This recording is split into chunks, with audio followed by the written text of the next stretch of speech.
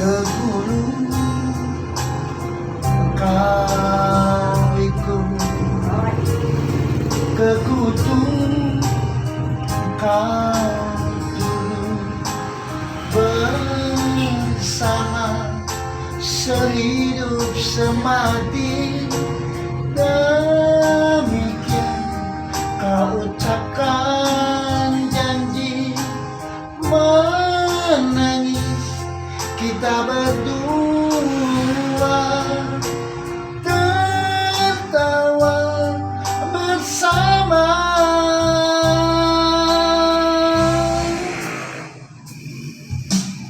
Tapi kini apa yang terjadi, segalanya kau tak peduli lagi, dan yang lebih menghancurkan kau berjumpa di depanku.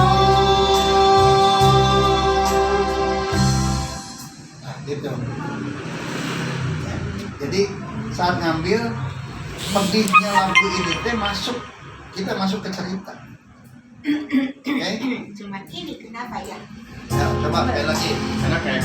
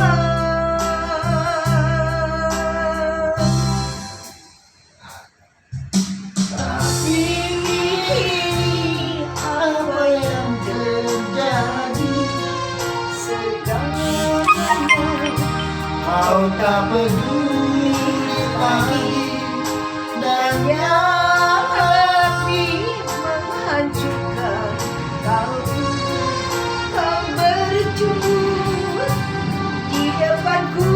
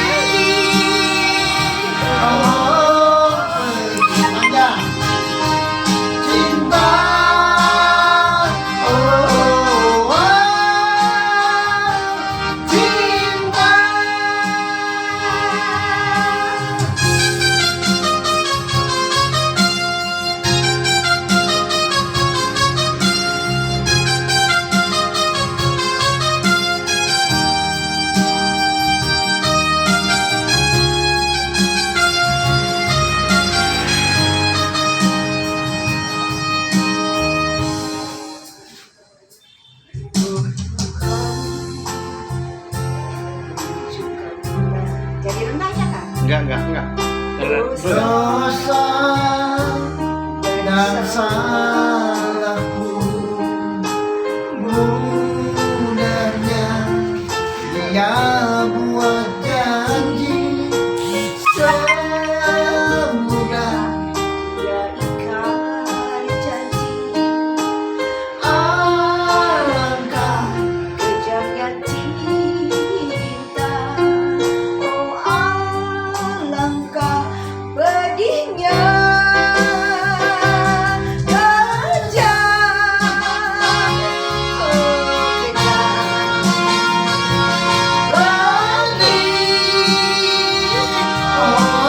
pedih panjang Cinta, cinta,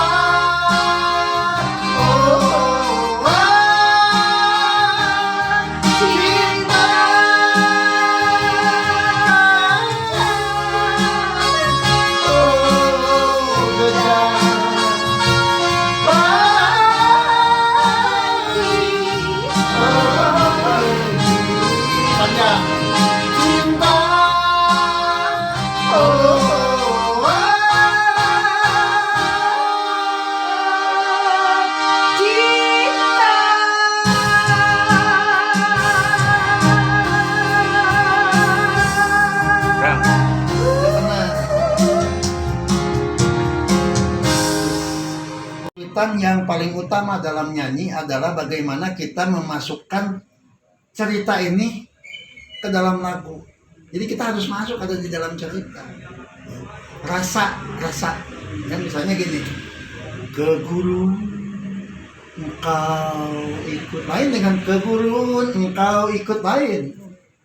Udah beda. Ya? Kemudian seperti gini, oh Tuhan tunjukkan dosa dan salahku.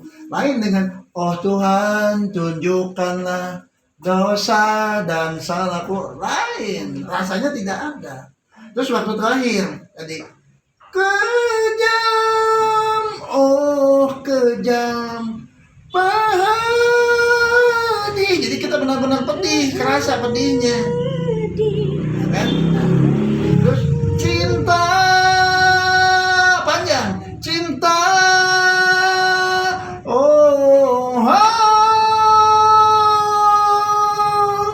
cinta.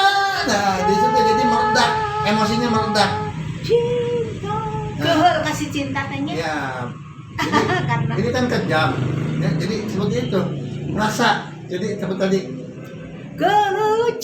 Sebentar, Iya. seperti tadi misalnya bersama sehidup semati demikian kau ucapkan janji menangis kita berdua tertawa bersama.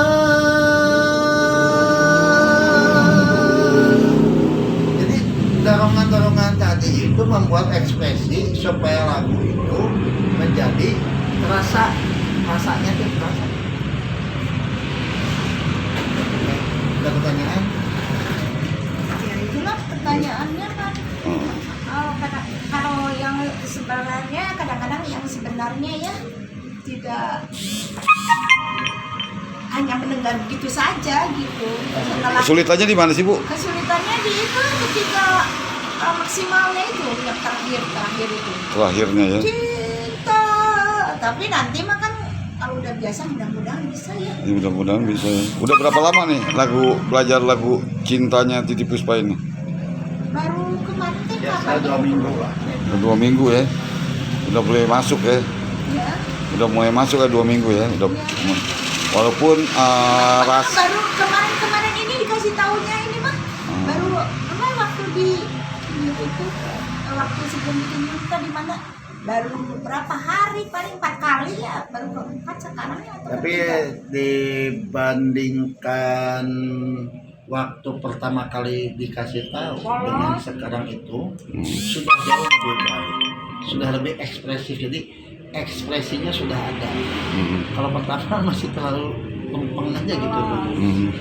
Jadi belum menggigit. Ya, sekarang kan yang diutamakan, jadi nyanyi itu sebetulnya bukan cuma teriak-teriak mengeluarkan power sebesar-besarnya, tapi tidak ada rasa. Iya. Karena lagu ini adalah cerita. Iya. Nah, seperti sekarang kita melihat ke audiens. Saat kita nyanyi, kalau audiensnya itu masih ngobrol, berarti lagu itu belum terasa rasanya itu. Tapi kalau kita sudah membuat rasa, sudah membuat isi cerita itu masuk ke dalam nyanyian itu, saat orang mendengar kita menyanyi, Sudah kesini. otomatis orang itu akan mau mendengarkan karena jadi ikut masuk juga ke cerita itu. Nah, itulah lagu dalam menyanyi. Itu udah dapat belum, Bu? Belum begitu maksimal, baru ya sedikit baru juga kemarin lah. Sebenarnya basicnya apa sih sebelum nyanyi gini? Nyanyi cinta. Enggak, sebelumnya. Basicnya apapun. Dulu tuh saya vokal grup ya, waktu di SRG itu band juga, band-bandan. Band Terus pop. kesininya karena saya sudah berumur ya sekarang. Jadi lagu-lagu Sunda saya sudah punya ininya Pak, sudah punya kasetnya lagu Sunda gitu. Kasetnya Pak udah bisa pok ininya, Sudah cara menyanyikannya? sudah dijual. Oh. Sudah ada.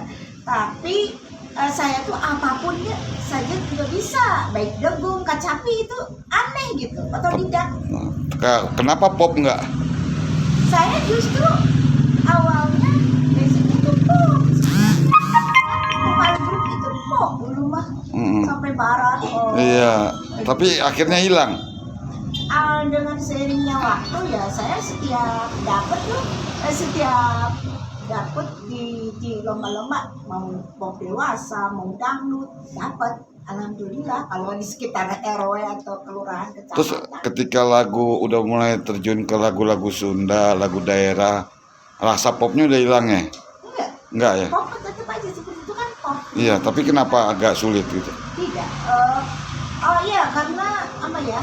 Sulitnya kan kalau membawakan lagu orang ya. Oh iya. Jadi kadang-kadang ya tidak pas dengan atau tidak masuk mungkin ke dalamnya. Tapi insya Allah saya kalau menyanyikan tuh dengan rasa lah. Insya Allah dengan rasa. Sudah ada beberapa lagu dangdut kok kayak gitu. Barat juga dengan rasa. Kadang-kadang sambil goyang-goyang tuh kalau ada perkumpulan ibu-ibu ya. Ini lagu barat dicacakan gitu. Ya, jadi kalau basicnya memang saya di pop. Cocoknya kata Pak Hendy juga di pop. Cocoknya di pop ya? Pop.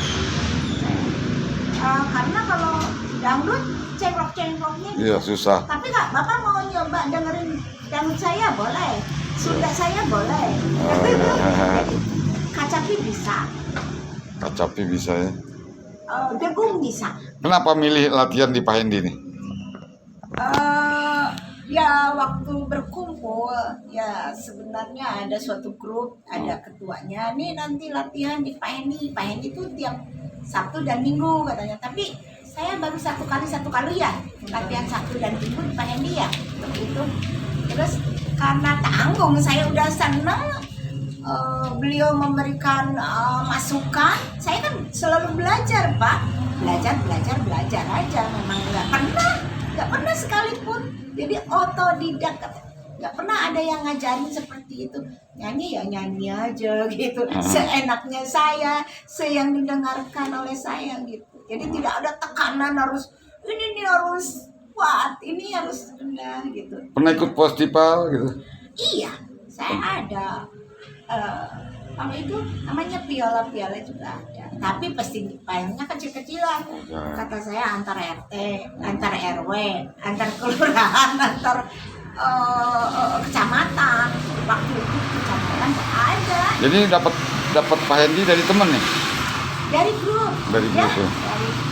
Pas seni ya? Dari grup kata saya. Bukan dari kesini. Oh bukan. Tapi dari grup Suatu grup namanya festival namanya. Oh, festival. Fokus untuk festival. Emang Festival. Pak Hendy jadi kayak Prana Hendy katanya kalau jadi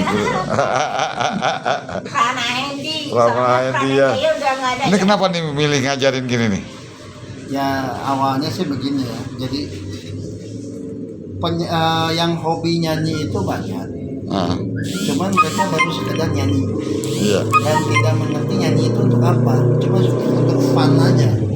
Iya. Nah, sedangkan yang ditekankan di sini, ya kita kalau menyanyi itu harus bisa dinikmati orang lain kan. Ah, Karena nyanyi kebanyakan itu bukan untuk kita, bukan cuma sekedar Mengeluarkan menyanyi untuk hiburan aja. ah, Tapi kan yang lain juga ikut mendengarkan dan yang lain juga harus bisa ikut menikmati. ah, Dari awal itulah saya coba deh kita belajar menyanyi yang benar ah. dengan teknik yang benar dari segi nafasnya, dari cengkoknya, penghayatannya, dinamikanya bagaimana.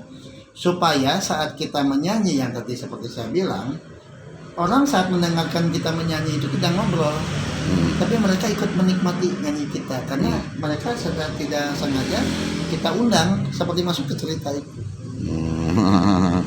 Iya benar. Di antara semua itu yang paling susah itu apa? Rasa kan? Rasa, Dinamikanya rasa. dinamika, iya rasa. Sama penghayatan itu tuh, penghayatan. Memasukkan. Emang basicnya apa Pak Endi? Bisa ngajar nyanyi gini?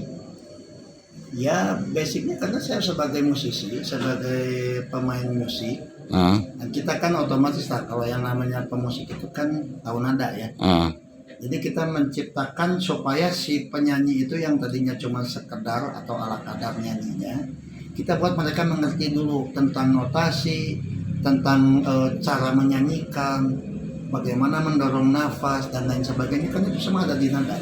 oh gitu ya. Kadang-kadang ada orang yang bilang seperti ini, saya tiap lagu anu, kenapa ya kok nggak nyampe nadanya, gitu kan? Karena emosionalnya itu belum nyampe, dia belum masuk cerita. Ah, Kalau dia bisa memasukkan cerita itu ke dalam ekspresi dia, ah. nada setinggi apapun pasti bisa dia jeritin ke setinggi yang ini. Nggak ngeliat umur ya? Boleh umum, Hah? boleh umum. Nggak ngeliat umur ya? Semuanya bisa. Semua bisa. Karena apa? Seperti kita kalau diinjak kaki kan kerasa pedih dong. Ah, Otomatis menjadi tinggi kan. ah, Gitu. Nah itu. Nah dapat dari mana? Nggak mungkin kalau kita diinjak kaki diinjak bisa dak begitu terus kita coba, kan nggak mungkin. Itulah ekspresi. iya. Kemudian juga kita bantu dengan mengajarkan seperti koreo atau bahasa tubuh ya. Jadi dengan koreo dengan gerakan badan otomatis membantu kita berekspresi. Iya. Dengan mimik ya. Ya. Ini dengan adanya gerakan tangan, ekspresi kita misalnya kesal, tangan lu ngepel, atau misalnya kita sedang apa, itu ada ekspresi di tangan. Dan olah tubuh kita namanya bahasa tubuh ya. Insya Allah, ya. Mimik muka ya terutama. Anak orang-orang tua aja nih yang diajar. Kita nggak ya, jadi segala usia. Kita ada anak muda, ada remaja, ada orang tua. Ada Cuman orang kan barat, saat ya mengajar kan? juga kita tuh ada beberapa kesulitan seperti yang misalnya yang nyanyi itu tidak tahu ketukan atau tidak tahu nada. Nah itu yang paling repot. Yang paling susah itu, dan itu kebanyakan susah, sangat susah ditanganinya. Nah biasanya guru itu kalau udah beberapa kali mengajarkan ke mereka mentok, biasanya mereka juga mentok gurunya, nggak mau tahu, ya udahlah segitu. Tapi kalau saya mencari sesuatu yang kenapa membuat mereka tuh mentok, ya alhamdulillah sampai sekarang sudah ditemukan caranya. Yang tadinya ketukan tidak tahu, ya mereka bisa lah menyanyi tanpa merasa ketukannya. Nah kemudian yang nadanya tinggi, yang tadi saya bilang kenapa nada tinggi itu tidak dicapai atau mereka tuh fals gitu, ya karena dari tadi salah satunya itu rasa, kemudian juga dari pemahaman nada, kan bagaimana mengambil nada rendah, nada tinggi. Karena orang kalau nyanyi nada tinggi pasti gampang, tinggal kerit aja. Yang susah itu nada rendah, karena mengatur nafasnya itu susah banget. Karena itu bermain, kan nafas itu ada perut, ada dada. Kalau nafasnya sudah low, itu dada yang main. Kalau jerit itu ada di perut. Dan mereka kebanyakan cuma bisa, kalau nyanyi nafasnya di perut. Nah nafasnya seperti apapun mereka tidak paham. Ya cuma istilah aja. Cuma istilah doang. Jadi kalau Pak Endi tahu ya teorinya supaya ketika orang mentok nggak tahu ketukan, nggak tahu nada, bisa ya spesialis gitu ya. Insya Allah bisa, karena ya kita sudah sekian Nah, seperti saya sudah sekian puluh tahun mengajar, otomatis kita harus cari celah itu.